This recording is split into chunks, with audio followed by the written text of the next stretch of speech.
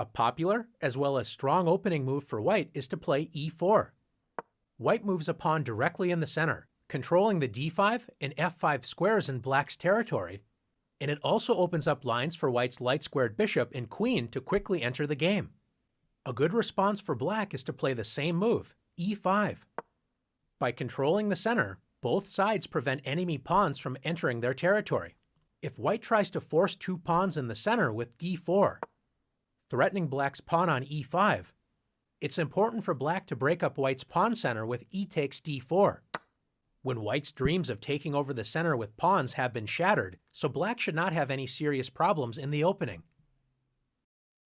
Is the center really that important to control? What happens if black wants to move pawns on the edge of the board, such as a6? Pawn moves are important when they can control key squares, especially in the center, and when they open up lines for pieces to enter the game. This move does not control an important central square, and it only allows the rook to move to a7, not exactly improving black's position. Since black does not want to control the important center, don't be shy. Let's take the center for ourselves with d4. White's pawn duo control key squares in black's camp, c5, d5, e5, and f5, making it difficult for black to activate pieces on these squares. If black continues to make meaningless pawn moves such as h6, black has no central control, and besides the pawns, only 4 pieces can move: the knights, which were already able to move at the start of the game, and each rook only has 1 square. Not a good start to the game for black. White's pieces, on the other hand, enjoy great freedom. White's queen and 2 bishops enjoy open lines, and white's knights are ready to jump into the game with a move like knight f3. What happens if black wakes up from a deep sleep and decides to start developing pieces toward the center with knight to c6? Pieces need pawns in the center so they are not constantly attacked. Since black does not have a pawn on d5, white can simply march forward with d5, grabbing space and attacking black's knight, forcing it to waste time by moving again. Black should admit the mistake and retreat the knight, but instead decides to move the knight to the edge of the board with knight a5. Most pieces do not like being on the edge of the board, and the knight is especially weak as it only controls 4 squares. Compare this to white's knight on f3. It controls 8 total squares, twice as many squares as black's knight on a5 controls. More importantly, black's knight doesn't have any safe squares, so white can attack this poorly placed piece with b4. If black does nothing, white will simply win a piece. So after knight c4, black's knight has already moved 3 times, and white can now develop a piece and win the knight with bishop takes c4. Black is in serious trouble, but should at least try to prevent white's central pawns from advancing with d6. Instead, black plays knight f6. Knights love to be close to the center of the board, but you have to prevent enemy pawns from attacking them. Since black has not controlled the center with pawns, how can white gain space and attack black's knight? That's right, once again by advancing a center pawn with e5. Black should once again retreat the knight, admitting another mistake, but decides to lunge forward with knight g4. Notice most of black's escape squares are controlled by pawns. Even black's pawn on h6 prevents a potential knight retreat. How can white win more material? If you found h3, nice work. If black takes the e5 pawn, white simply captures it with the knight on f3. If black plays knight takes f2, at least grabbing a pawn before losing the knight, white should not be afraid to move the king. Let's win material with king takes f2. By controlling the center with pawns and actively developing pieces toward the center, white took advantage of black's careless play and is simply up 2 pieces with an excellent position. Now it's time to practice taking over the center in the challenges. A nice one. Control the center, and you can control the game. Okay, nice. Well, just grabbed space by moving a pawn. White just grabbed space by moving the pawn to e4, and is ready to dominate the center by moving a pawn to d4 on the next turn. Let's move our pawn to e5 to grab our fair share of the center.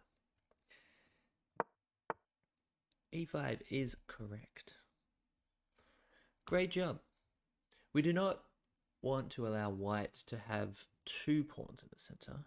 Can you find a strong captive that removes one of the white's pawns from the center? E takes d4 is correct. Nicely done. White is not allowed to keep two pawns in the center, so black is showing good central control and understanding. Keep up the good work. These lessons are funny. These lessons are very funny. Very funny. White to move. How can white grab control by the center by putting a pawn directly in the middle of the board? E4 is correct. Great job. You've taken control of the center and your opportunity failed. Your opponent failed to take black's fair share of the center. How can we take more space in the center by placing another pawn right in the middle of the board? D4 is correct. Nice work. Now, black suddenly remembers the importance of controlling the center with a pawn. How can white win material? Nice job. Punishing black's careless pawn play. White is up a pawn and controls the center. White to move. Both sides have opened the game with pawn moves, but white controls the center and black has wasted time on the edges of the board.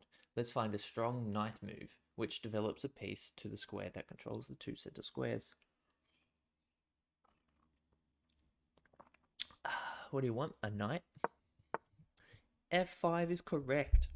Excellent job. Black tries to also develop a knight to help protect the center, but black doesn't have any pawns in the center. How can we gain space and safely attack black's knight on c6? d5 is correct. Great central pawn play. Black's knight moves to the edge of the board and is nearly trapped. How can white attack his knight and win material?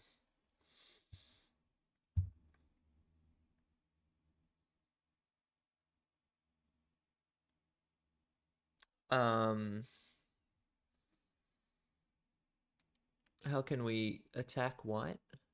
How can white attack his knight and win material?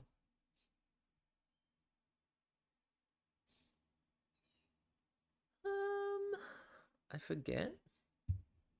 I wasn't really paying attention. Are we gonna... B4 is correct. Great move. Black's knight makes one last desperate leap. How can white win material? Pop. Bishop takes C4 is correct. You got it. White is simply up a piece. More than up a piece with like this insane development. Black decides to keep to develop the other knight, threatening to capture our pawn on E4. How can we prevent black's threat and safely attack this knight at the same time? E5 is correct. Good move. Black's knight should have retreated, but instead it lunges forward. Do you notice this knight doesn't have any safe squares? How can we win this piece?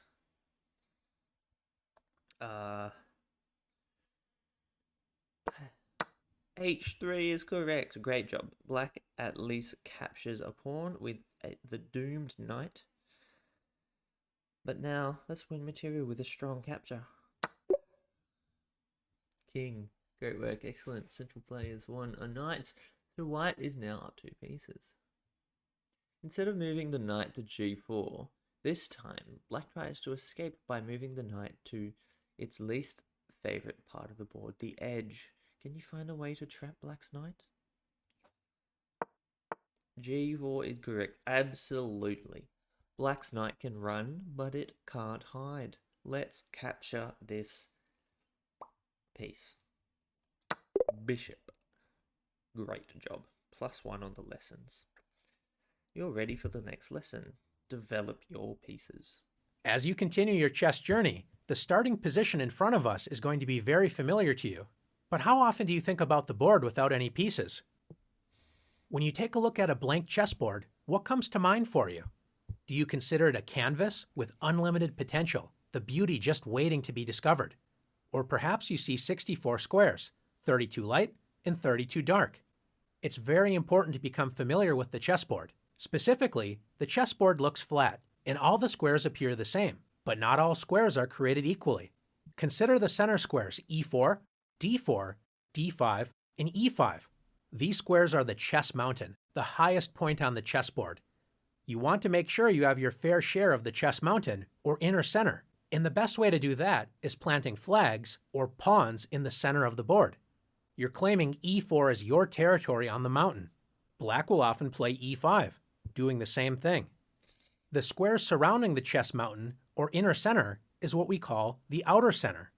You can consider the outer center as the chess hill, not as high as the chess mountain, but still elevated above all the other squares.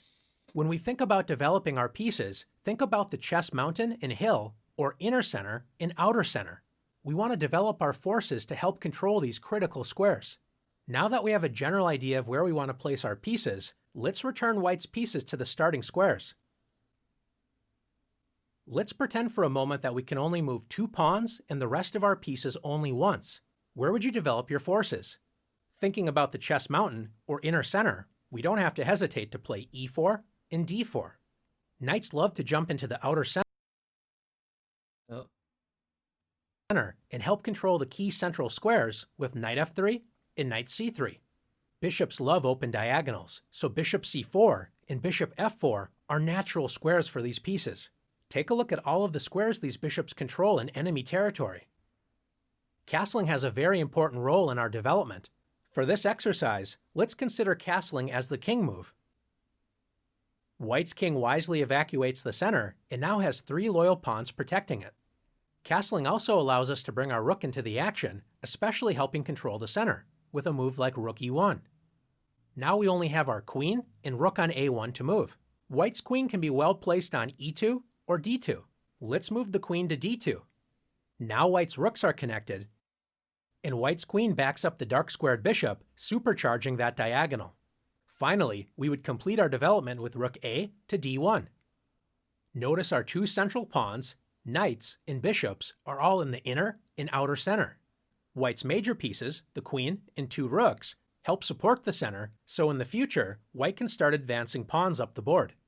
Of course, this is only a dream scenario, and our opponent certainly has something to say about this. So what does a position look like when both sides are following this strategy, activating their pieces and controlling these key squares? Let's take a look. This is a very typical opening position, and notice the balance of the forces. Both sides have pawns in the inner center, controlling their fair share of space. Both sides have castled their king to safety, and the knights and bishops are all controlling key squares in the center. With all this in mind, let's have some fun and see development in action. How important is it to develop our pieces to safe, active squares where they work together in harmony? When one side follows this advice and the other side ignores it, we'll soon find an answer. After e4, e5, knight f3, White combines development with attack. Black's most popular and flexible move is knight c6, developing a piece toward the center and protecting the e5 pawn. Instead, Black plays d6. Is this a good move for Black? It depends on which bishop you ask. Black's light-squared bishop enjoys a newly opened diagonal, but Black's dark-squared bishop isn't exactly thrilled that it's blocked by its own pawn on d6 and cannot enter the action in the center. Although this move isn't bad, Black's dark-squared bishop will have to accept a more passive role than we would prefer. White's bishop on the king side has no such worries after bishop c4, where it controls key central squares and is pointing directly at Black's weak f7 pawn. Black decides to develop the knight on b8. What is the best square for this piece? If Black plays knight a6, when a knight moves to the edge of the board, a famous saying is, "A knight on the rim is dim." Black's knight only controls 4 squares, and none of them are squares in the inner center. Let's compare the last move with knight c6. Developing the knight toward the center with knight c6 is the best square for this piece. It controls both e5 and d4, key central squares, and controls a total of 8 squares, twice as many as it controlled on the edge of the board. Black selected a third option and played knight d7. The knight only protects the e5 square in the center, so it's less active. And now Black's light-squared bishop cannot move. White continues to demonstrate positive development with knight c3. And once again, black makes a passive knight move with knight e7. Instead of working together, black's pieces are standing in each other's way. Notice that both of black's bishops cannot move, which means the knights would have to move again in order to free the natural diagonals for the bishops, wasting more time. Time is not on black's side, and white punishes black's poor development immediately with knight g5. Notice how white's pieces are working together. The knight on g5 joins the light-squared bishop in attacking the weak f7 pawn. White's knight on c3 and pawn on e4 join the light-squared bishop in protecting the key d5 square, which means if black plays the best move in a bad position, d5, white can simply capture the pawn and win material. Instead of blocking this dangerous diagonal with d5, black decides to play f6, turning the position from bad to completely losing. What would you play as white? You may notice that the queen on d8 is trapped, so you could actually win this piece with knight e6 or knight f7. But is there an even stronger move to play? If you found bishop f7, checkmate. Great job. The king cannot capture the bishop as it's protected by the knight on g5. Black's pieces smother its own king, so it's game over.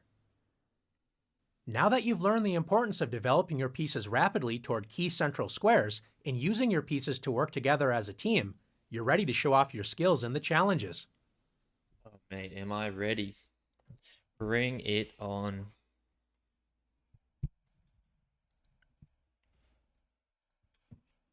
Start challenge. White to move. White decides to move the knight on g1. That's the best square for this piece. Great work. Once again, white has several good moves. But let's decide what's the best square to develop.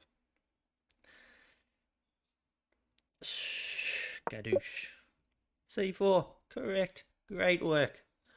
Developing the white bishop to the most active diagonal.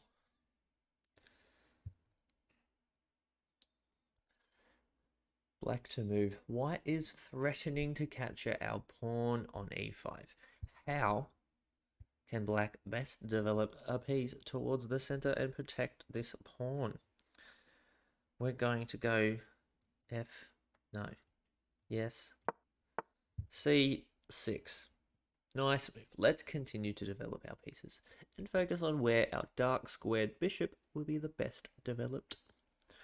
Dark squared bishop.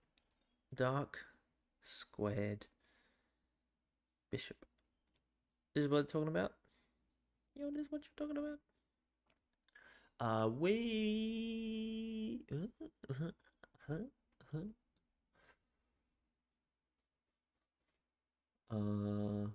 Oh, hold on. Here I am joking about everything.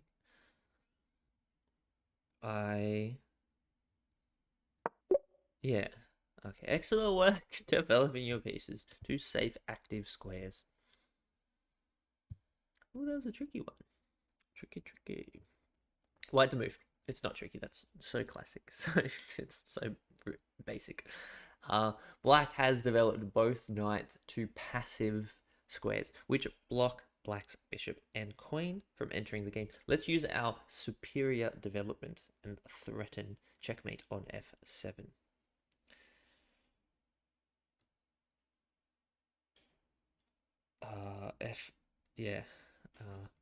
Pop. g5 is correct. Excellent. Black turns a bad position into a losing position. White can win the game immediately. Question is, how? Well, the bishop to f7 is a check of mates. Fantastic work. White's pieces have flooded black's underdeveloped position. Let's use our pieces together to force checkmate in just 2 moves.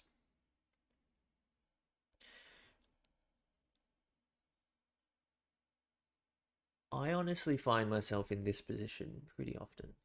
I don't know how has this guy gotten here is the real question.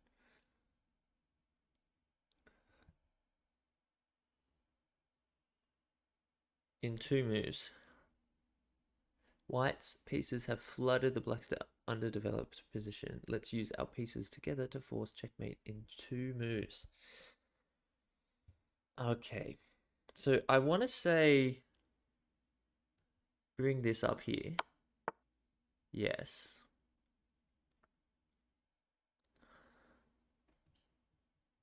And great job forcing Black's king up the board. Black's king has no legal squares. It's checkmate in time. Find White's only check in the position and you'll win the game.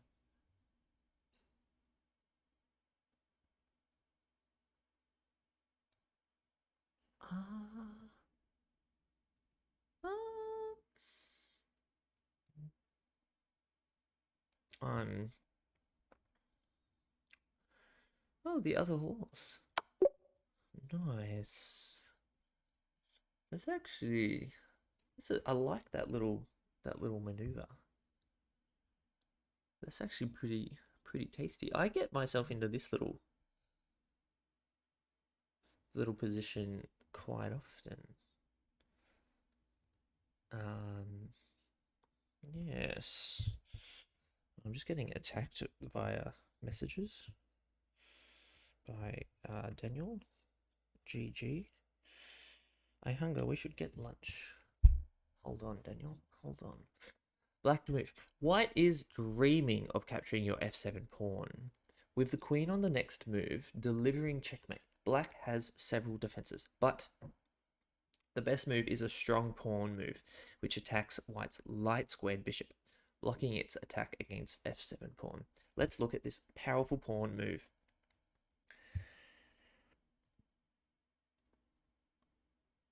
Hold on.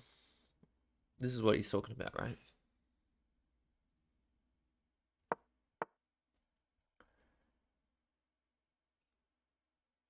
Great job. I love this like move back kind of thing. It's honestly something that I like struggle with. Great job. White undevelops the bishop, retreating to its starting square. Not a good choice. Not a good choice. Now let's develop our knight to a strong square, which also threatens to capture White's queen. F6 is correct. You continue to develop as White is forced to retreat. Excellent work. How can we develop another piece into the game and threaten to capture White's queen? Bishop to g4 is correct. Impressive development. You refuted White's check and now have a huge lead in development and a strong control of the center. Nice work. Next lesson. Castle early and castle often. It's a funny but also helpful phrase to remember during your games. After 3 moves, White is a pawn in the center and developed a knight and bishop toward the center. What's next? It's never too early to make sure your king is safe, so a great move for White is to castle. Remember, this is the one time you can move 2 pieces at once. You move your king 2 squares, and then the rook moves next to your king, like this. Think of castling as building a house for your king. The king finds shelter behind 3 loyal pawns. So it isn't easy for your opponent to tear down your defenses. The other great thing about castling is it answers a question you might be wondering. How do I bring my rooks into the game? Castling allows your rook to move toward the center, where it can enter the action. If you were black in this position, what would your plan be? Castle early and castle often. How can black prepare castling? That's right. Let's move our knight into the action and control the center with knight f6. Preparing to castle and threatening White's pawn on e4. After White protects the e4 pawn with a move such as d3, the house has been built for Black's king. Let's move it in with castling. Both sides have safe kings thanks to castling, and each of the rooks used for castling are excited to enter the game in the center. Yeah, they are. Is castling really that important? Since our opening strategy should be to control the center, actively develop our pieces to help support the center, and castle our king to safety, we definitely do not want our king to sit in the center of the board where most of the action usually takes place. In this position, white is castled, but black's king is sitting on a central file which is wide open. With white to move, we can see our rook enter the action with rook e1 check. Rooks love open files, especially files leading to the enemy king. Notice black's king cannot escape the center, as white's bishop controls its escape square. Black could block the check with the bishop, but white would simply capture that bishop, and once again black's king would be in check. Black's only other move is queen e7, blocking the check, but now black's queen is in danger. Since white has two attackers, the bishop and rook, and black only has one defender of the queen, the king, white can play rook takes e7 check, winning black's queen and checking black's king. Notice black's king cannot capture the rook, as then black's king would be in check. Black would love to castle the king to safety, but since you can't castle out of check, black has to settle for a move such as king d8. Notice black's rooks are not connected, so they cannot work together, and black is down an entire queen. Now that we learned how much rooks love castling as they can enter the action in the center, would you believe white has an even stronger way to take advantage of black's exposed king? Instead of winning the queen with the awesome rook check, we can actually checkmate black's king in the center of the board. How is this possible? Our path to victory begins with delivering a check with our most powerful piece, queen to e2 check. Once again, black's king cannot move as white's bishop prevents its escape, so after queen e7, using our queen as an attacker with the bishop as a helper, we can play queen takes e7, checkmate, capturing black's queen, attacking the king, and covering all of the escape squares. The bishop is the helper piece because it protects white's queen, meaning that black cannot capture the queen, so the game is over. Let's look at one last example together. Sometimes we do our best to castle early, and it just doesn't work out as planned. Don't worry, it happens to all of us. The most important thing is not to dwell on the past, but focus on what you can do now and build a better future. White is down a pawn, and black is threatening to capture our rook on h1. To make matters worse, our king is still in the center, and black's rook that was used for castling is lined up with our king. Not a good sign. What is white to do? How can we move our king to safety and protect our rook on h1 at the same time? We can king. That's right, we can castle queenside. Our king has escaped the dangers of the center, and now the rooks are connected, protecting each other on the first rank. Woo. White's position isn't perfect, but it's a lot better now that we've castled. You've done a great job exploring the importance of protecting our king by castling. Now let's castle early and often in the challenges. Honestly, this feels like such a safe space. He's so supportive and complimentary. I just feel valued. There are several good moves in this position, but what is the best king move for white? Question. Continuing, this is protect your king. You gotta protect your king. We probably want a castle. Oh, what? Great job. White's king is safely protected by 3 pawns, and the rook on f1 is ready to support the center. Keep it up. Alright. Black to move. Black wants to castle the king to safety, but the knight on g8 is in the way. How can you develop this knight towards the center and threaten white's e4 pawn at the same time?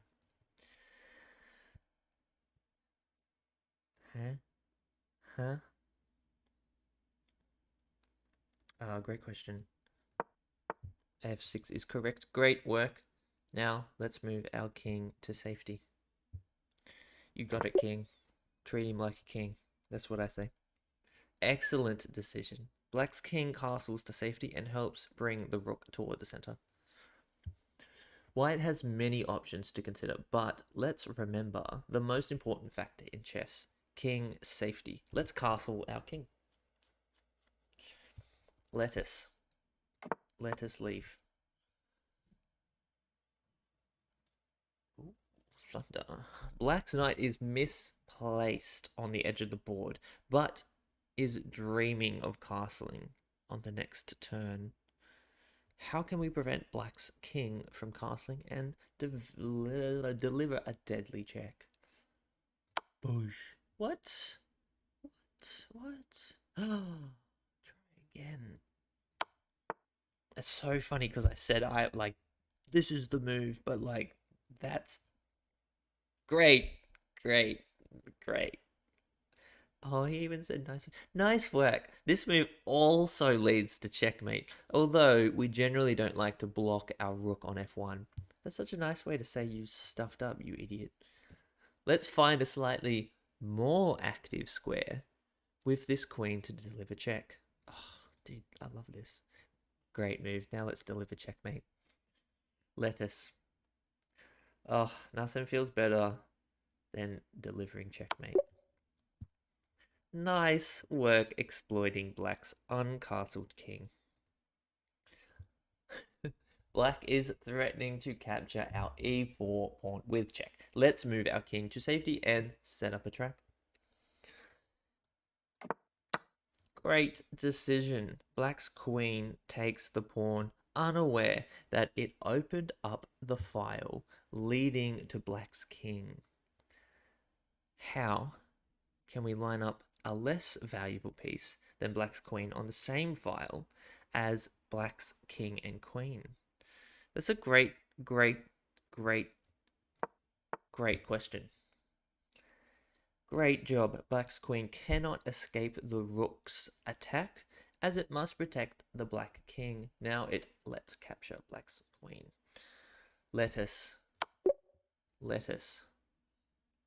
Great work. Using castling both to secure our king and prepare attacking ideas with your rook. White's king is not happy as it's stuck in the center of the board.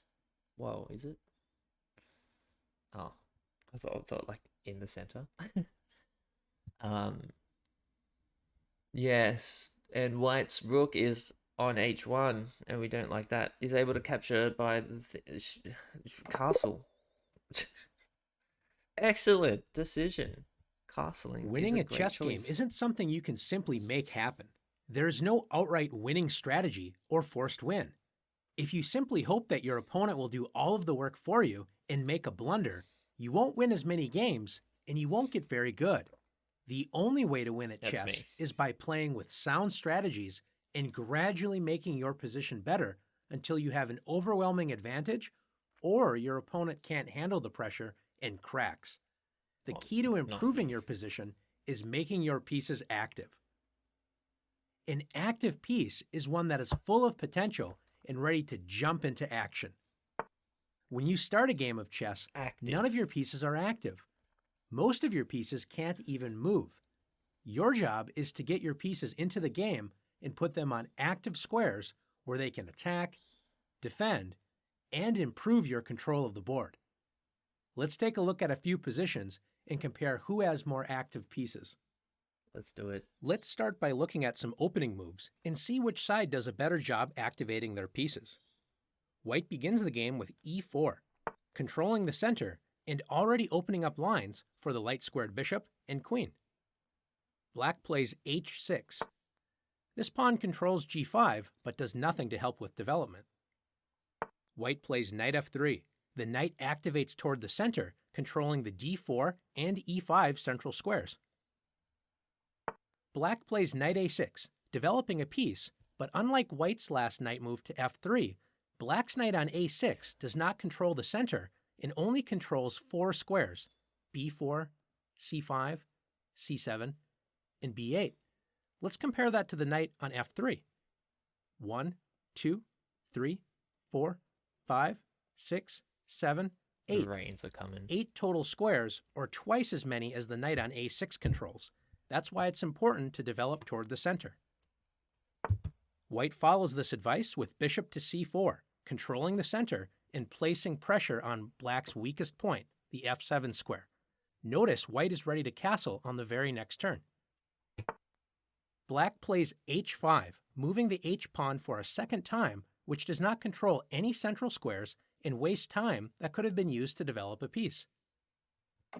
White castles the king to safety and brings the rook toward the center.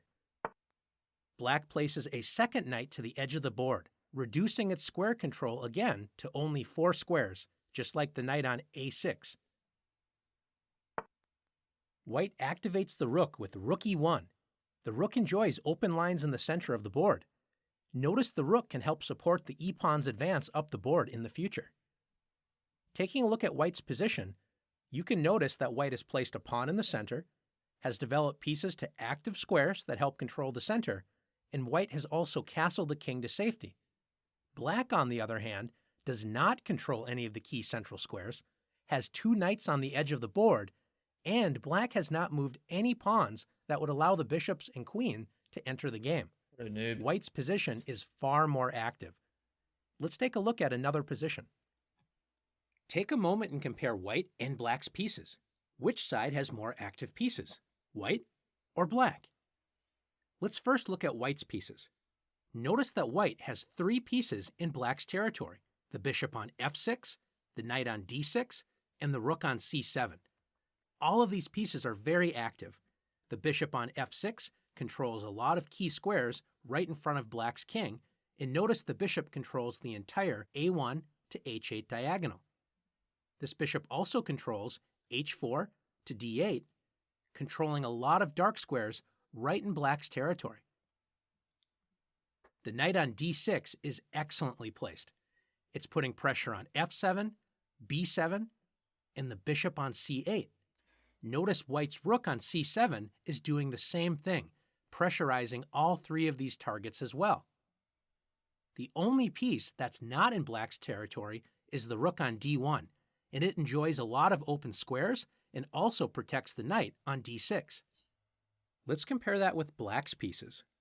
Black has no pieces in white's territory, and notice black has 3 pieces still on the 8th rank: the rook on a8, the bishop on c8, and the rook on f8. The only piece not on the back rank is the knight on h6, stuck in the corner. Notice the knight cannot move to f5 or g4 because white has pawns that would capture that knight. Black's pieces are basically paralyzed. Take a look at the light-squared bishop on c8. It has 1 square, d7, and it's already protected by the white rook. The black rook on f8 cannot move to e8 because of the knight, or d8 without getting captured by the bishop. The only piece that can move without getting captured is the rook on a8, and it can only move to b8, where it's not really doing much. So to take a look at this position, we can say white has very active pieces and black has very inactive pieces. Let's take a look at one more position. Oh. Finally, in this position, is it clear which side has more active pieces? Let's take a look. Notice that both sides have pawns directly in the center, d4 and d5. Both sides have very active bishops. They both control kingside and queenside space. Both sides have queens directly behind those bishops, controlling good diagonals on the king side as well as queen side, and they're well placed in the center of the board. Notice both sides have rooks on the c-file, enjoying a lot of open squares. The only difference between the two sides is the rook on e1 for white has the e-file all to itself. Meanwhile, the rook on f8 isn't really doing that much for black. So black solves this by playing rook f to e8. Both sides have very active pieces. We would call this an even or balanced position. Now that you've learned how to identify active versus inactive pieces, it's your turn to practice activating your pieces. Woo! Let's do it. Let's activate some pieces. Did you enjoy the rain? Did you hear it at all? Maybe not. The noise filter is pretty good. White would like the castle on the next move. Can you find a developing move for black that brings a piece to an active square and prevents white from castling? This a great question. I appreciate. Wait, am I black? I'm black. I am. Yes, I'm black. Black to move. I am black and I'm moving to black. Prevents from castling.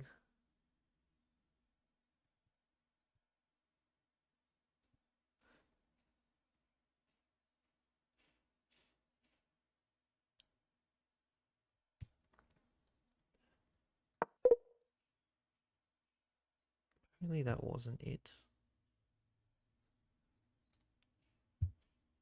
B5 is incorrect. You have the right idea, but you can activate a piece that hasn't moved yet to the same diagonal. That is true.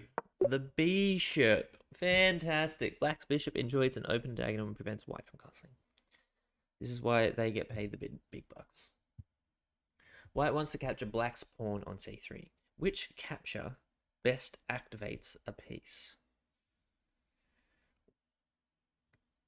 We want to capture that. But how do we best activate a piece? Well, I guess they're talking about the queen, right? They're talking about this. Because they're, like, these aren't doing anything. No one else can actually move. White. Oh, I'm white. I was thinking that was a weird move.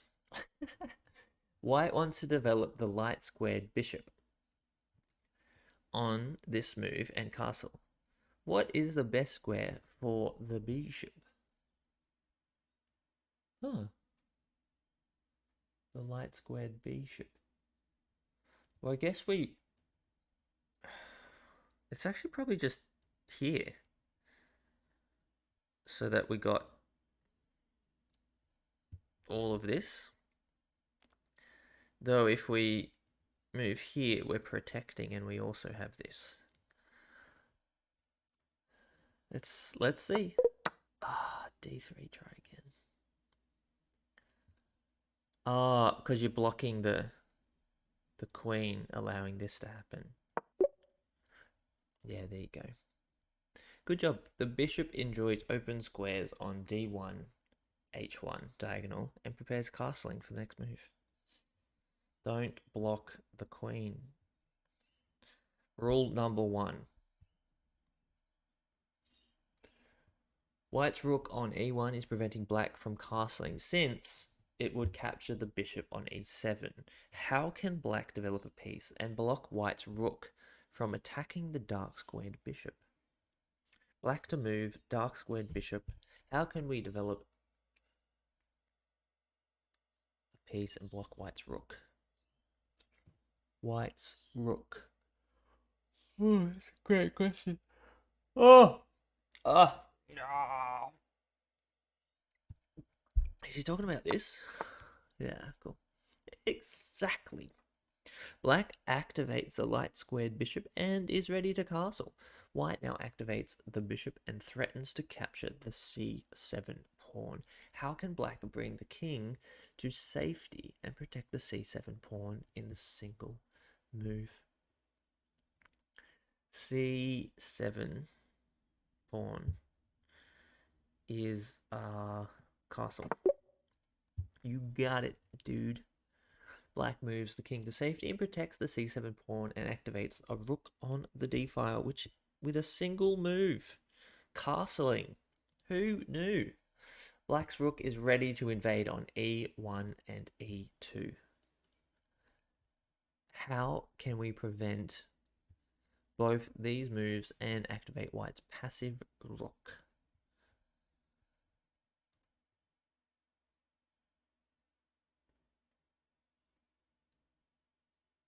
That's a great question.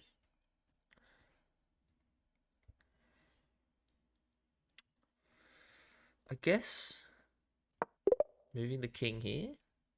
Yeah, the king is an active piece. White prevents the black rook from invading and opens up the first rank for white's rook. Great job. Nice. As you continue on your chess journey, it's a great feeling when you start to win more games and notice that you are making stronger moves. If you really want to take your game to the next level, it's essential to start thinking about your opponent's moves and truly understanding their ideas before deciding on your own move.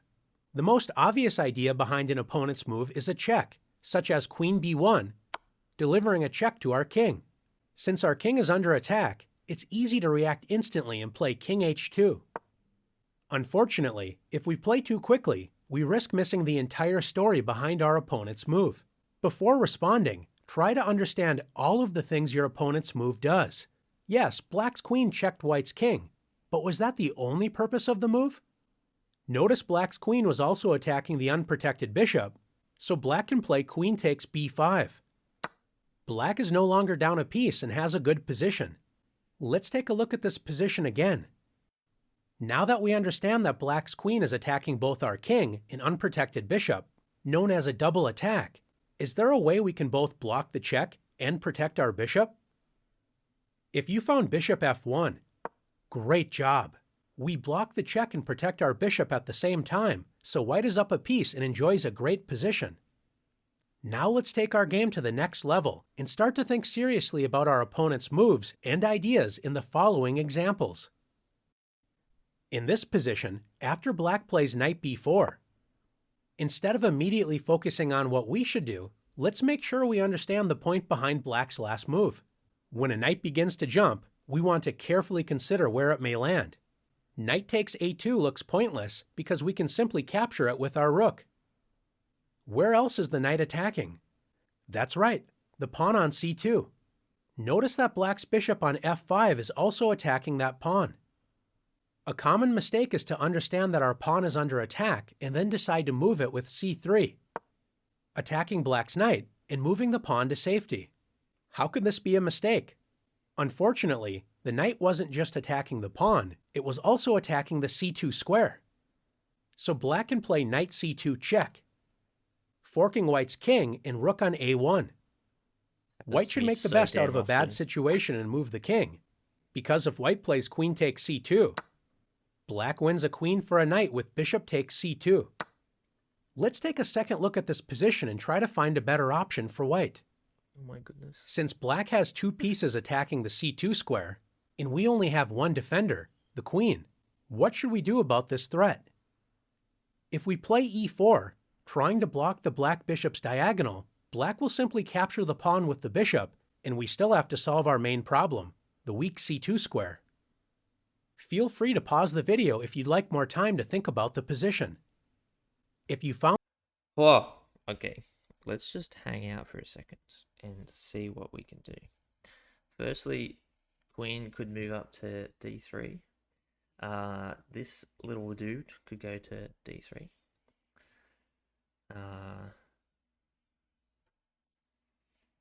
Or queen to d2, sorry. Not great. Not great, not great. If we do move the knight though to c3, then that opens up all of this. No one's getting attacked. If he does move the knight down, still forked though. I guess you could just move the king to d2.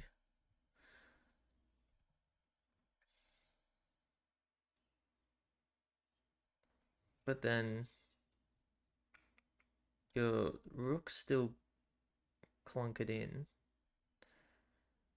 And then it's still, let's just see. Found the defensive resource knight a3. Great job. What?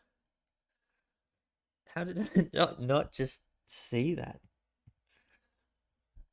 Knight to a3. It's genius.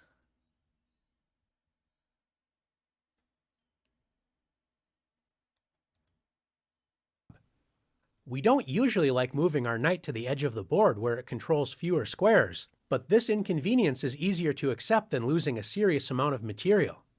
Now that c2 is properly protected, we're ready to kick the knight out of our territory with c3. And if black plays knight takes c2 check, as long as we capture with our least valuable defender first with knight takes c2, bishop takes c2, and queen takes c2, after all of the trades, white is up an extra bishop for a pawn, so black should have spent more time thinking about the consequences of our knight a3 move before capturing the c2 pawn. Let's continue to work on understanding the ideas behind our opponent's moves. In this position, white decides to play queen f6. Take a moment to understand all of the ideas behind white's last move. You Right. may notice black's rook on d8 is under attack. So with that information in mind, black may play rook e8, You just moving the rook to safety and adding a second attacker to the e4 pawn. it's a Before checkmate. deciding on our move, don't forget to ask, what are all of the ideas behind my opponent's last move? It's a checkmate. It is true that white's queen attacks 3 pawns, but none of these moves look very good. Remember to always look for checks and captures. In this case, white can win the game immediately with queen g7. Checkmate. After carefully considering all of the ideas behind our opponent's last move, how can we both prevent checkmate and protect our rook on d8? It might not look possible, but your knight on c5 is ready to come to the rescue. Where can you move your knight to stay in the game? Dude. That's right, Knight to you can play knight e6. e6. This move prevents checkmate on g7, as the knight would simply capture the queen, and it also protects the rook on d8. Knight e6 isn't the first move that may come to mind, but by taking the time to fully understand the ideas behind your opponent's move, we can find these important resources. Sometimes you can make a threat and it seems like your opponent is completely ignoring you. If white plays rook to f1, we may expect black to play rook f8 to protect the hanging pawn on f7. It may come as a surprise to see black play rook to d8. This move seems to completely ignore our threat of rook takes f7. Of course, sometimes your opponent only focuses on their own moves and misses the purpose behind your moves. If you don't see a point behind your opponent's last move, you need to trust yourself and continue with your plan. If it turns out you overlooked a tactic, you will gain a valuable lesson, but you cannot fear threats that you do not see. It turns out that rook d8, lining up with our king, is a very tricky way to defend the f7 pawn. So white should move the king off of the same file as black's rook with a move such as king c4. After rook takes f7, black has a surprising move which wins white's rook. Take a moment to look for this incredible resource. If you found the powerful move knight e5 check, excellent job. The pawn on d4 cannot capture the knight as it would put our own king in check, which is illegal. And after white moves the king to safety with a move such as king e2, black wins the rook with knight takes f7. Let's take a look at one more example together. Chess is such a beautiful game as there are so many layers to discover. In this position, black plays knight takes b3. What is the point of this move? It looks like black is simply offering a trade of pieces. One way to help improve your game is to ask yourself every time your opponent makes a move, if my opponent had another move, what would they play? We might assume black would simply move the knight to safety and be up a piece. If white doesn't think carefully about this question and simply plays a takes b3, white is in for a rude awakening. When you ask, if my opponent had another move, what would they play? Always look at every single check and capture your opponent can play, because these are the moves that may cost you the game, as in this case, with queen c1. Checkmate. Since black's threat is queen c1 checkmate, you might make a quick decision and play a move like g3, opening up an escape square for your king. Before deciding to not recapture black's knight and accept being down a piece, is there another way to capture black's knight and prevent checkmate? Notice white's queen is on c7, and it could guard the checkmate square if the c2 pawn wasn't in the way. This means we can play c takes b3. So now black cannot play queen c1, as we would simply capture the queen. You've done an excellent job working through one of the most important skills to develop, always looking out for your opponent's moves and making sure you understand the ideas hidden behind them.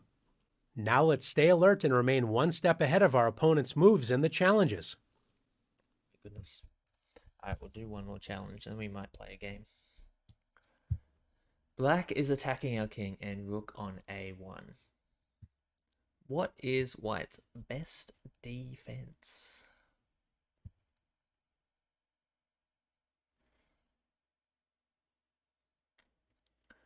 Black is attacking our king.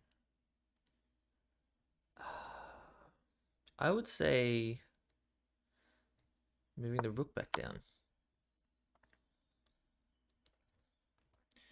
You would take that.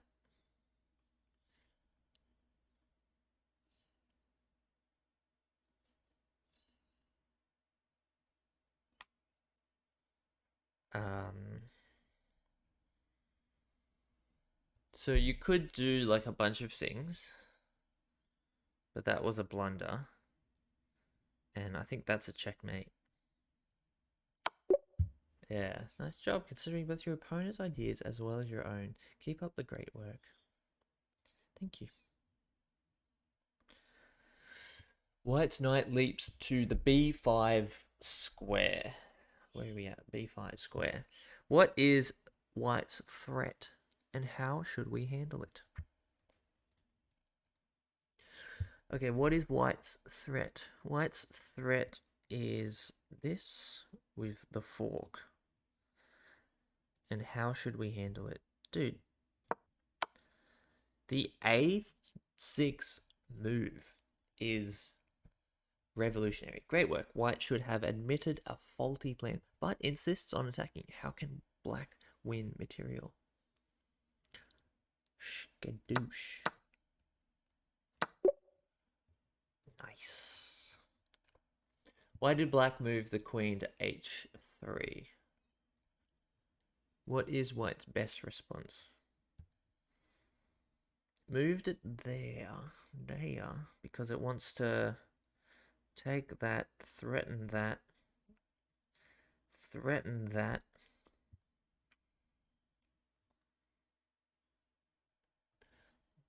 Move. I think it wants to fork our 2 rooks. And it would be a checkmate if he moved there. So, what is our best maneuver? Gaduva? Maybe moving the queen here. Blocking the fork, being defended. Oh, nice try, but this move does not prevent checkmate. Try again or use the hint if you're stuck. Ah.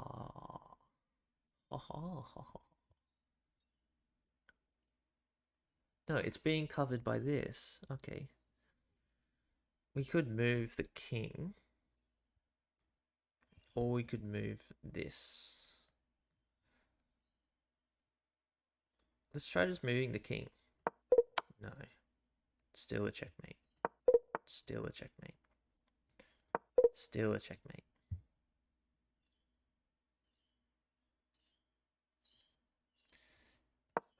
Still a checkmate.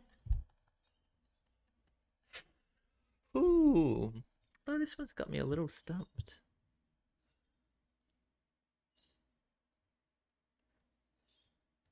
Ah.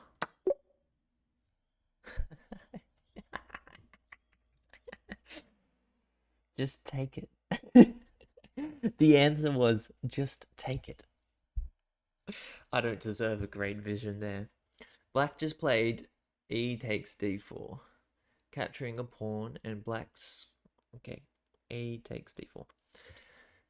And black's queen is ready to capture the e4 pawn with check. Understanding our opponent's idea can set up a trap. So if black captures the e4 pawn with the queen, we can win black's queen for a rook.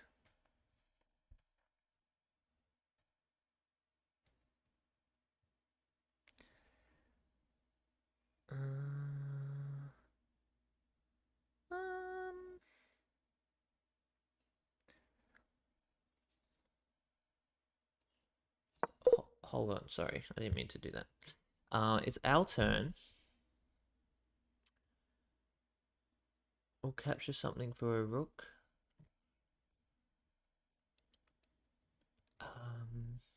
What he might be talking about is moving our knight, but then that just takes that, and then we're kind of trapped.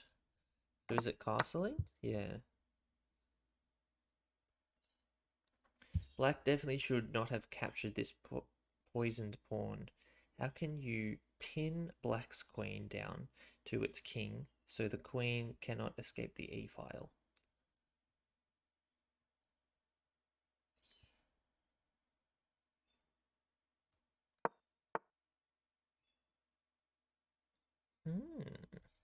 Oh, I like it.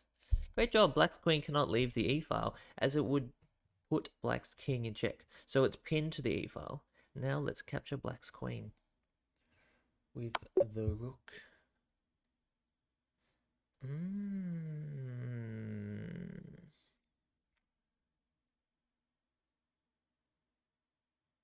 So interesting. So interesting. How can white check black's king and attack an unprotected pawn at the same time?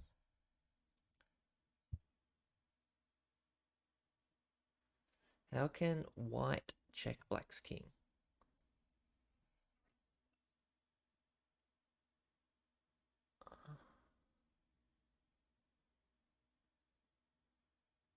He's not talking about that, is he? That's protected, that's protected, that's protected. That's the only one not protected? But if you do that...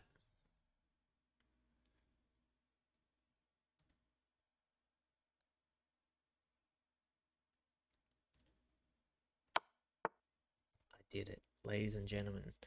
Now let's win the pawn. Nice work. Now we have to carefully consider our next decision. How should we capture black's knight? Ah, this is the situation that came up before. Oh, lesson 5 of 6, please. Thank you very much. You take the queen. In with the... Nice. All right. There's probably enough lessoning for today. Let's play a game. All right, let's do like 2 games maybe. See what we've learned.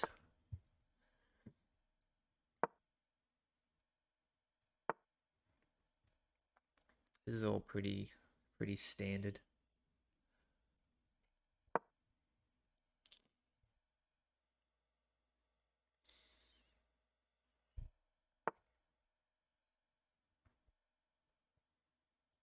Um,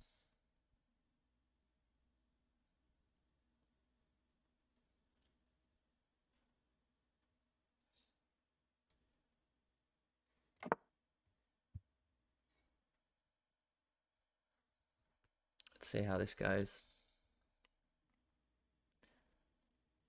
I that maybe was a blunder.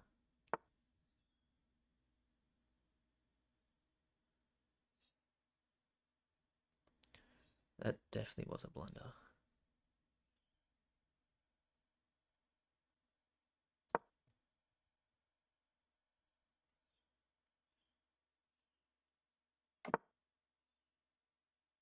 Still a blunder? Hold on. Do we go epic proportions? Move the queen up? Yeah, we do. No, it's gonna get taken by the knight.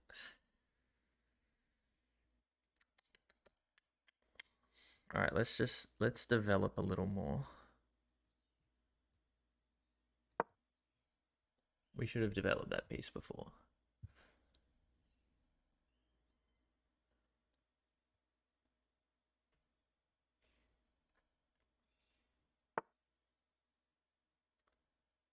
Um,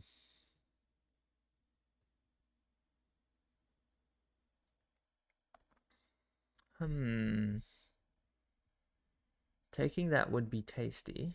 Taking that moves the queen into it, or that. So let's just say I did that, that, and then that. But if that happens, and then that happens... Oh, no, let's do that.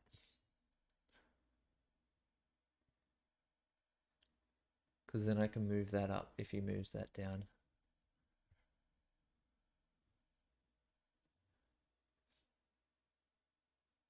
And then we're yeah, nice.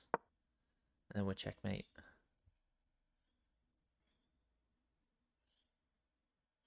That would be nice.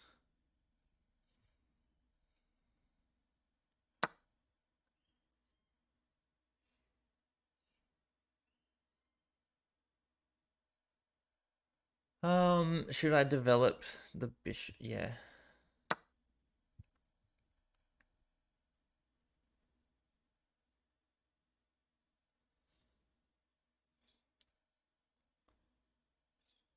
What you gonna do, boy?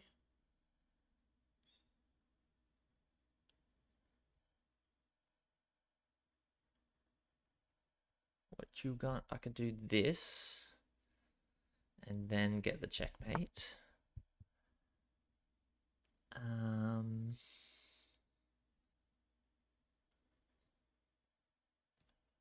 Ooh. Okay. Let's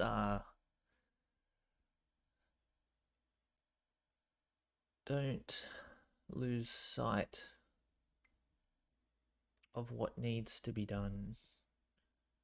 What is hanging? Do we move back to here?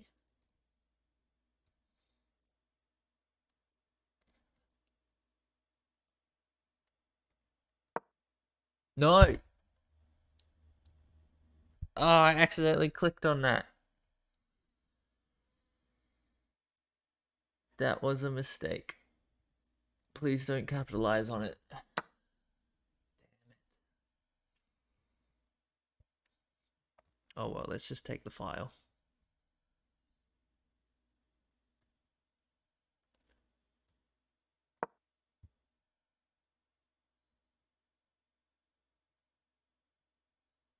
Oh, that knight is now hanging. We can take. And then we get the queen.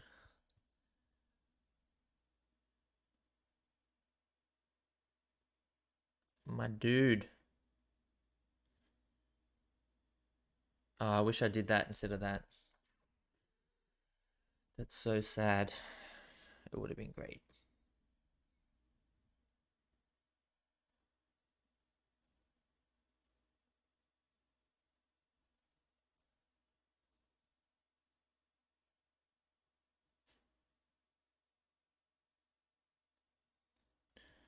That could be a good move.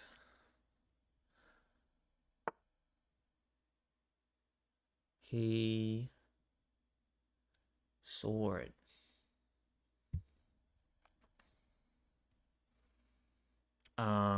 Where's he gonna go next? There.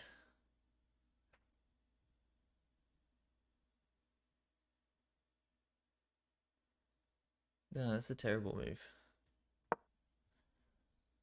Alright. We're still in this.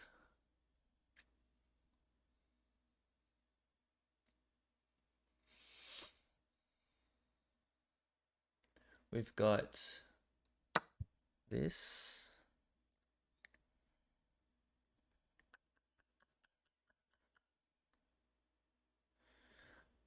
Huh.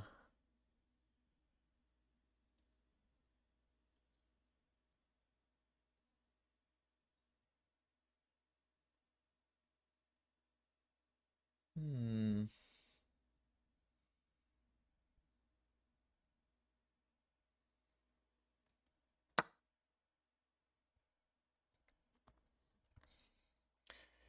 I'm so sad I missed all those. Before I do that, I do want to bring that out, I think.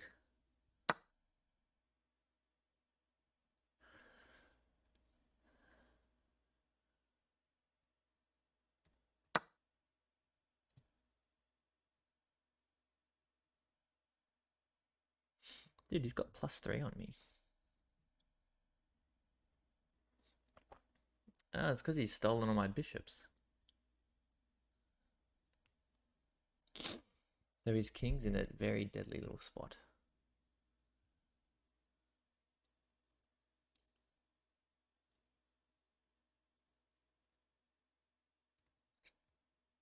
I want to bring this out.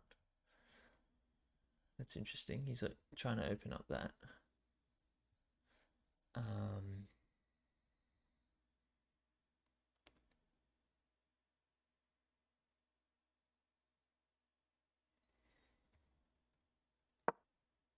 Let's threaten the queen.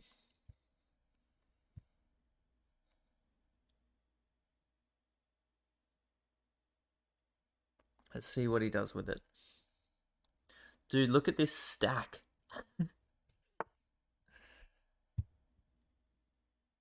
Okay, doesn't really do anything. Okay, if I do this,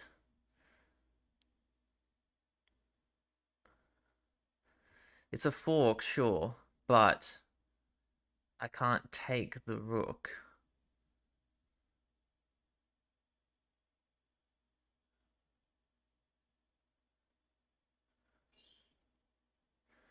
What would the next move be, though?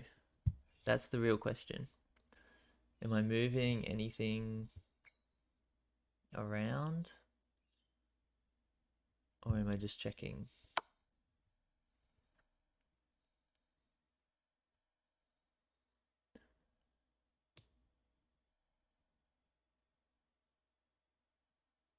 I am just checking.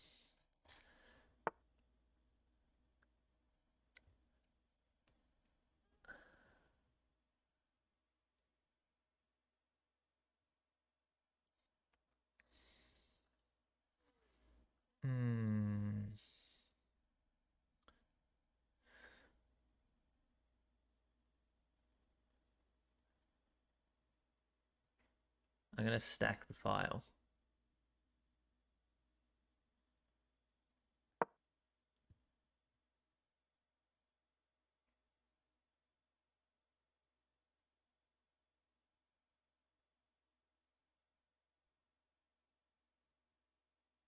I mean, I guess I could have moved it up there. I also might want to get that out of there. Because he is like single moves away.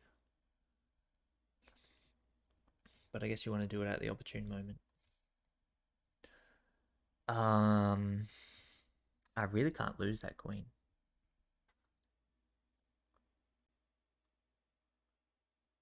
I might want to try to get rid of this pawn. It's just hanging.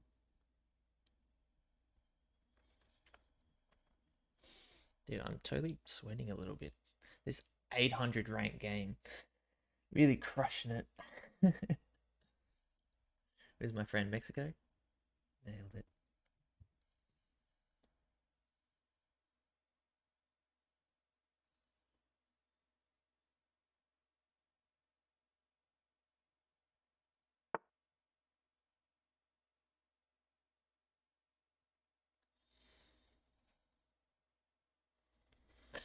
Okay. If I take, he takes. And then I checkmate. Right?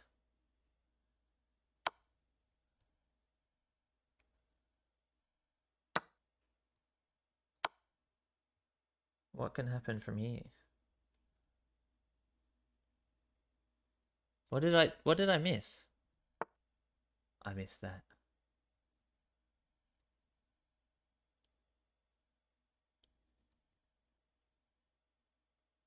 Okay, if I pull that up, I'll go there. Oh, there. Okay. If I move that forward one, what does that do?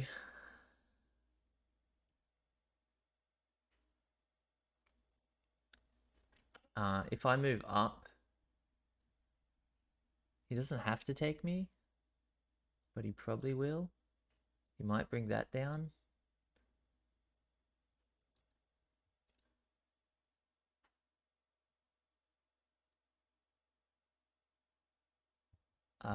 Tricky. Right now, I want to at least get these two onto the same file.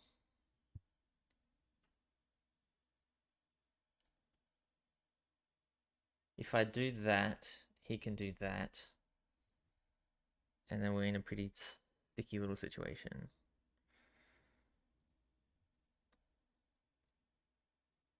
So I might want to do that.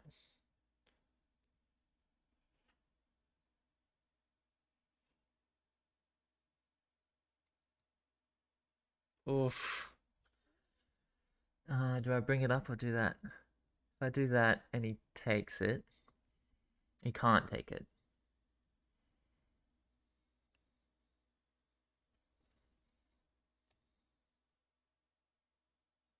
I'm really just worried. Do I do that? No, then he just takes it. That seems like the safer move.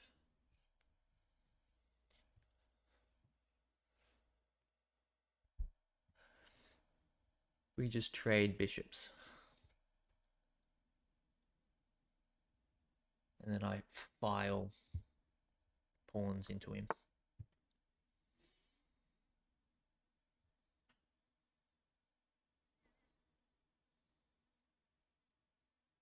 The pawn?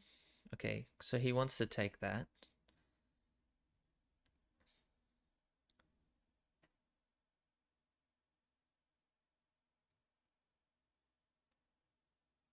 Let's take his rook.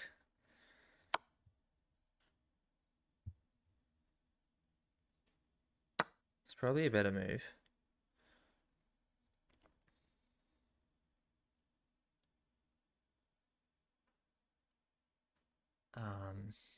And now I take this. No.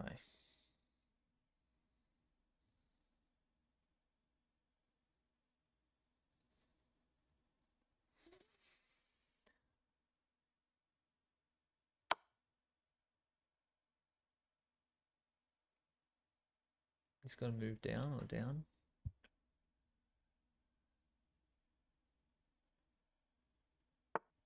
Yeah.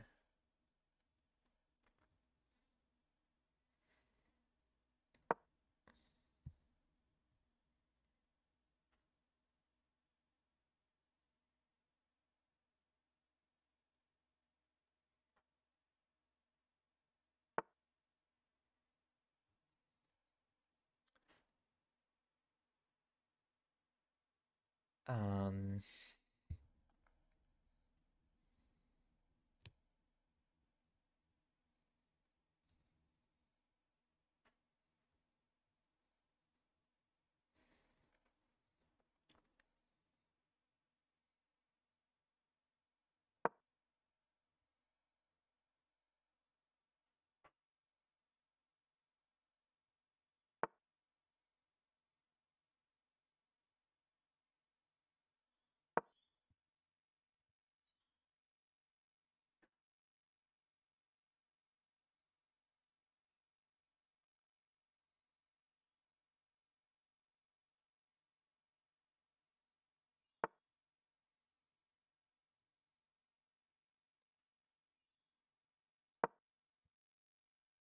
I need to be quick on time here because we're running out.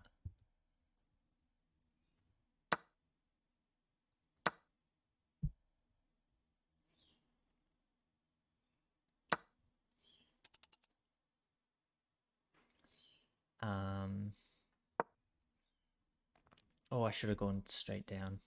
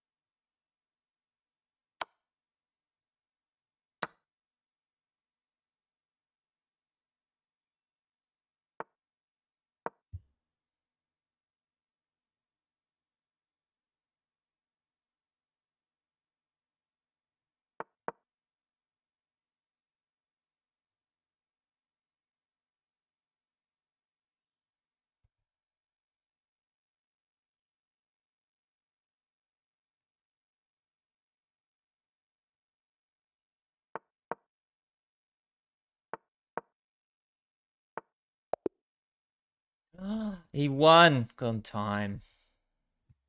I should have used pre-moves. Dude, I can't believe I lost that guy. We have time for one more. That was terrible. That was just sad.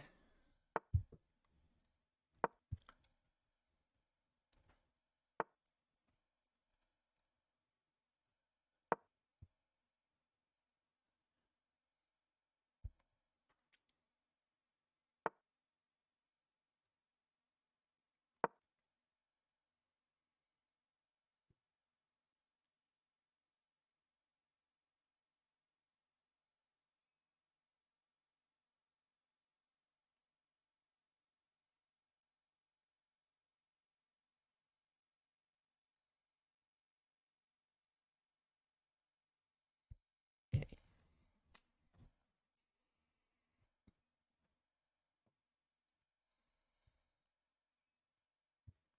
Now, do I fork him or go for the check?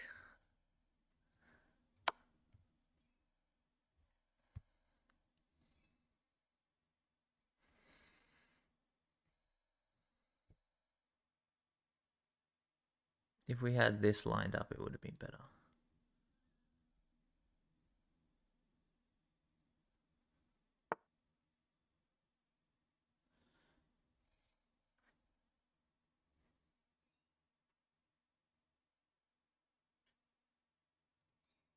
That was a very silly move. Um,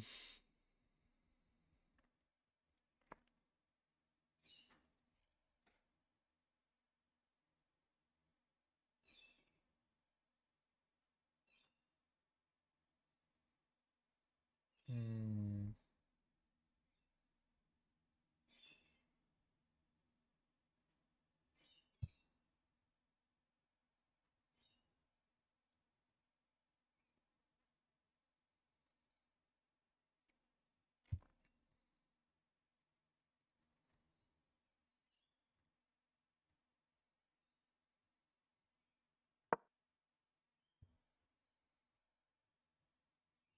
though.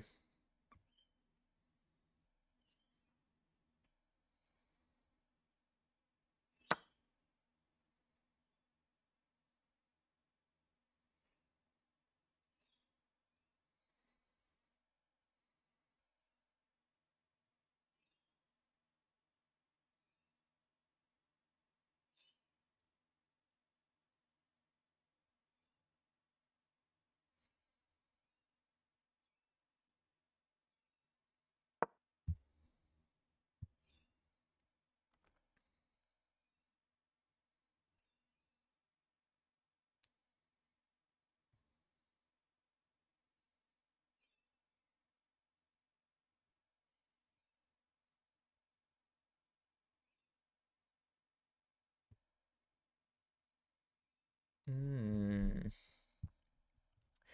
So what are we looking at here? I've royally screwed everything up. He's more developed than me. I've made serious blunders. But if we can start to get some stuff out, that would be nice. We kind of want to do all of this.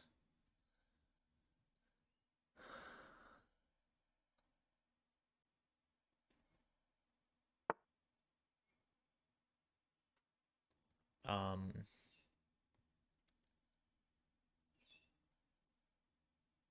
excuse you?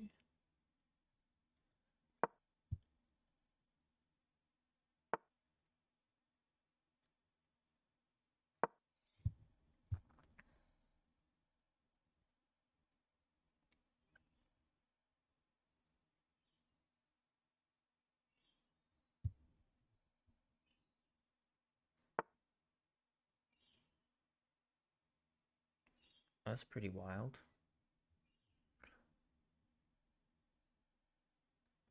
Uh,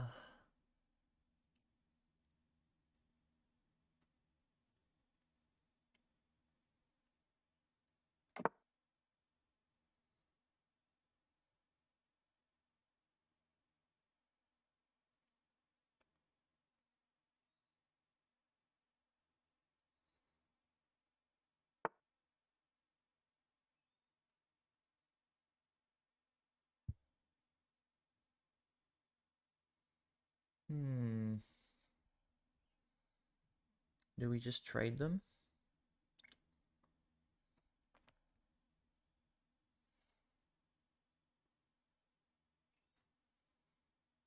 If I move here, takes me, but then I take him.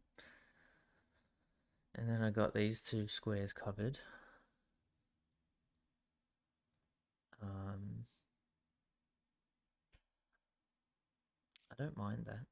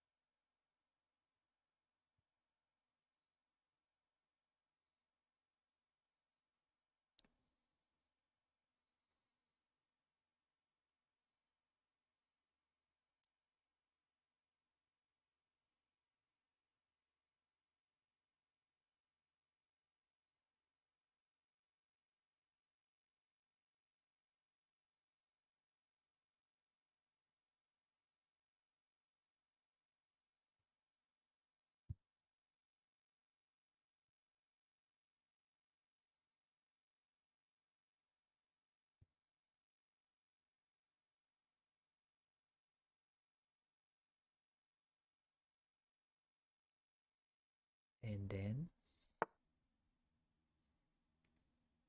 Ooh.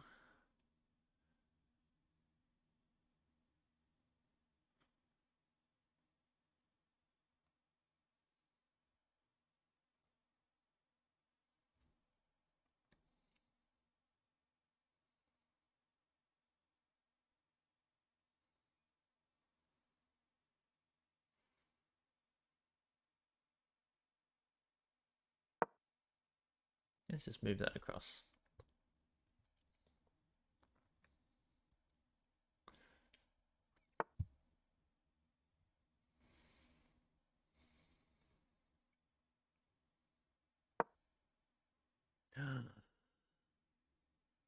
Oh, that was a blunder.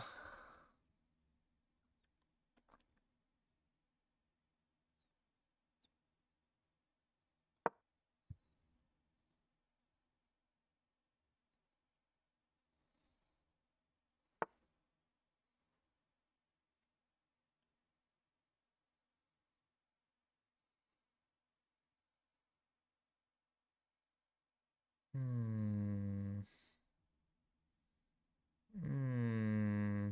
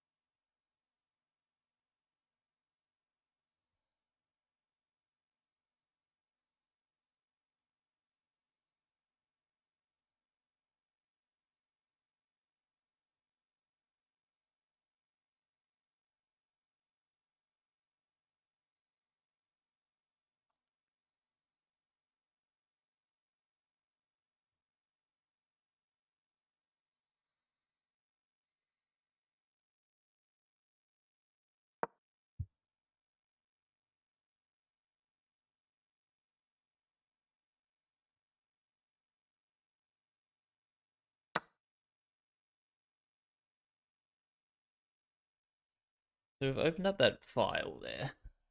Um,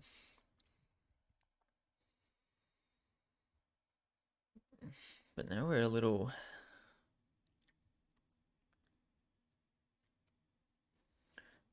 confused on exactly where to go.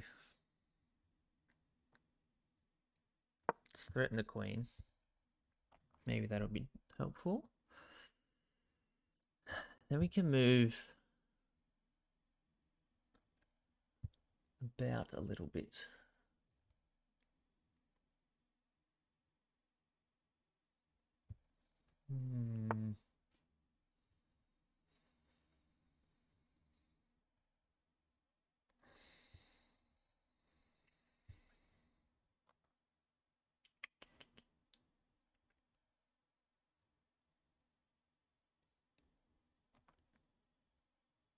Is this helpful?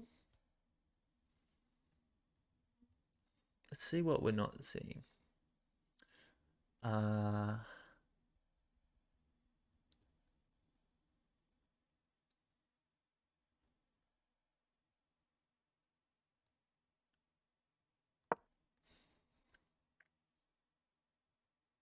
That's possible.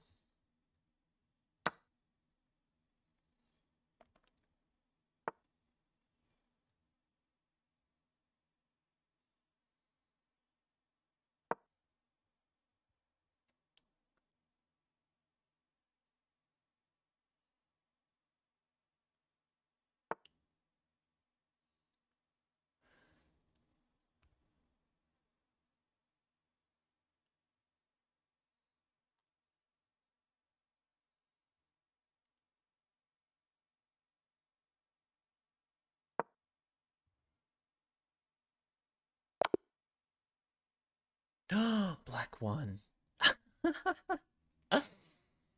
Oh, why are we so bad?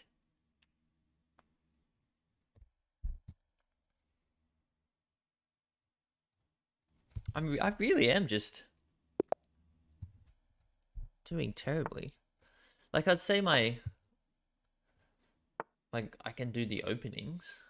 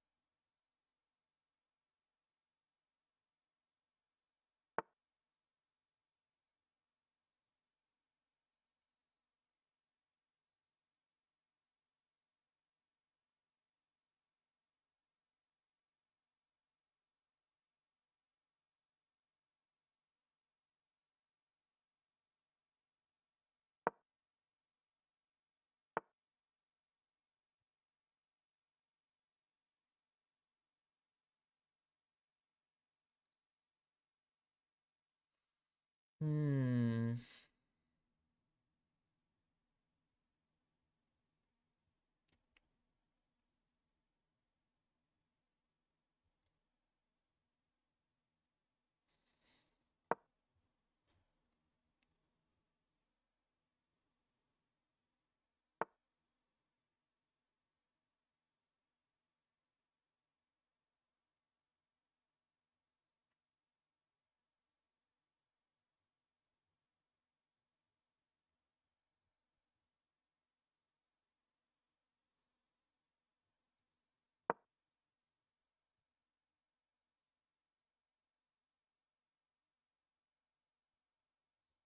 Probably a better move. I can also bring this up.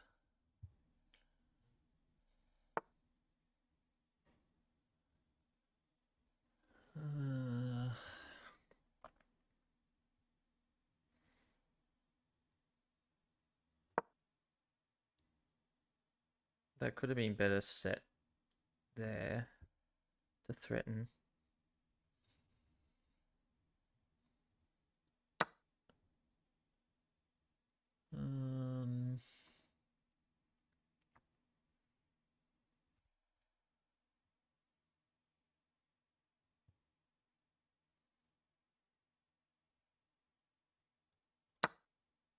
I guess we just take it. I think he just took it to take it.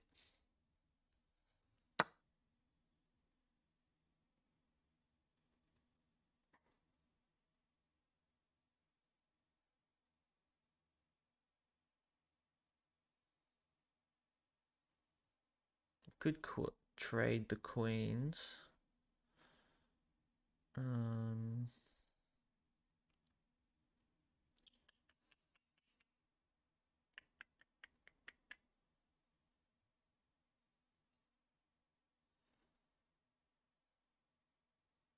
So if I capture that and then we trade queens, or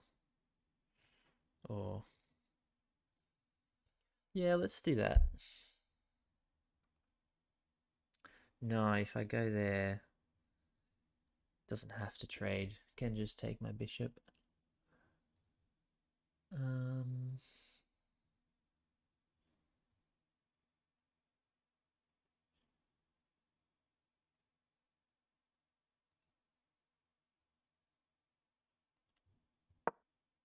Let's just move that out.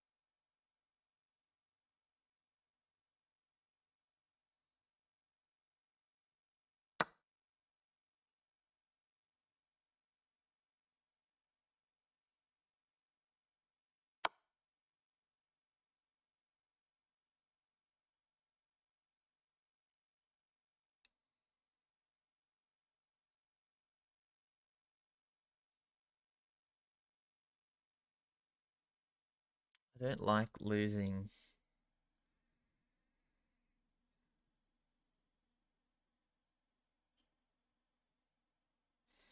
the rook.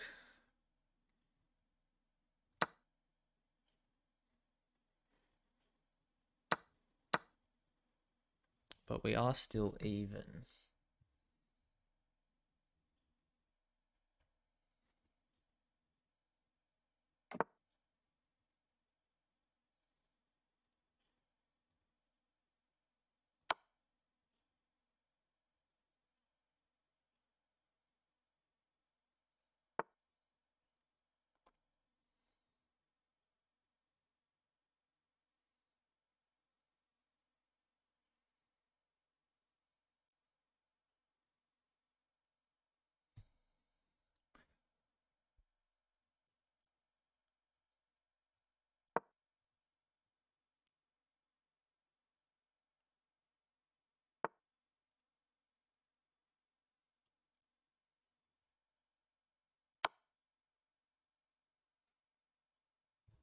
It was a blunder. That was a blunder. He has to take me.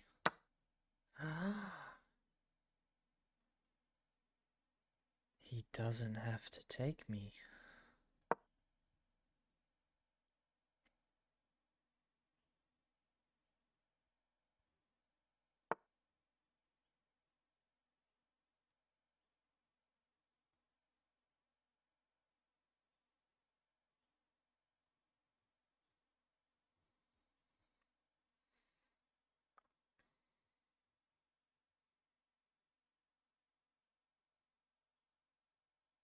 If I go, no.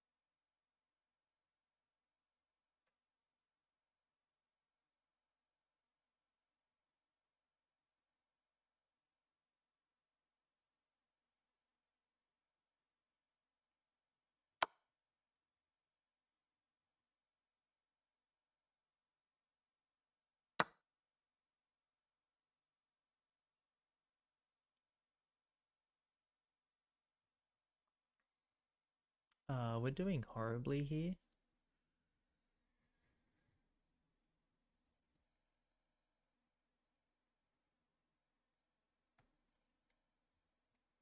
Hmm.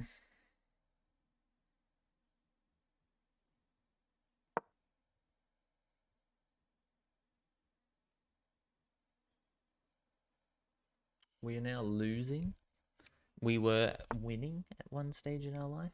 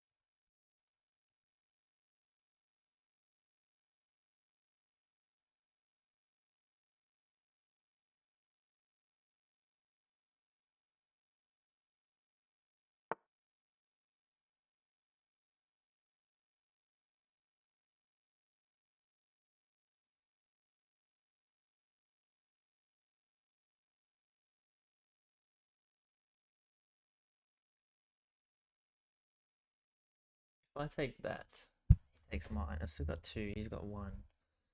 He's got all those pieces.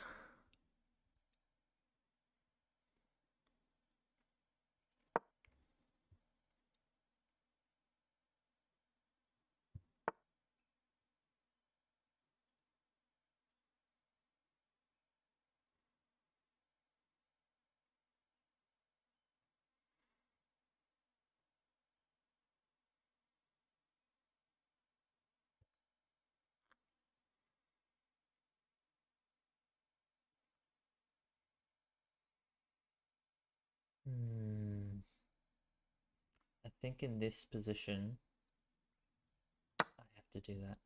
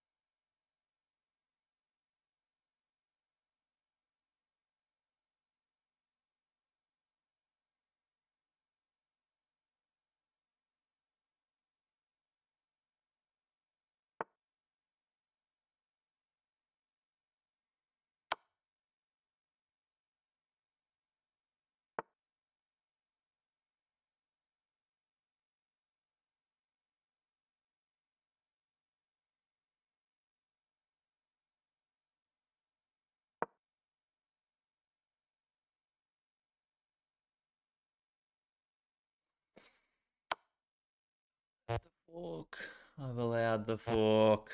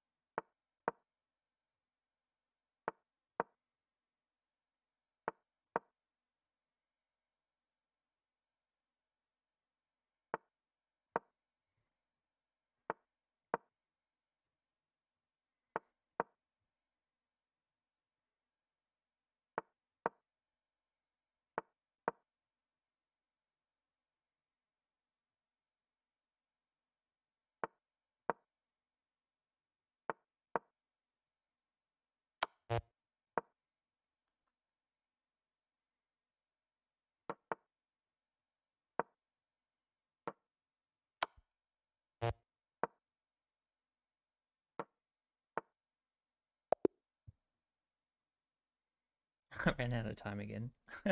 That's so funny. Anyway, I'm out. I'll be on a little later.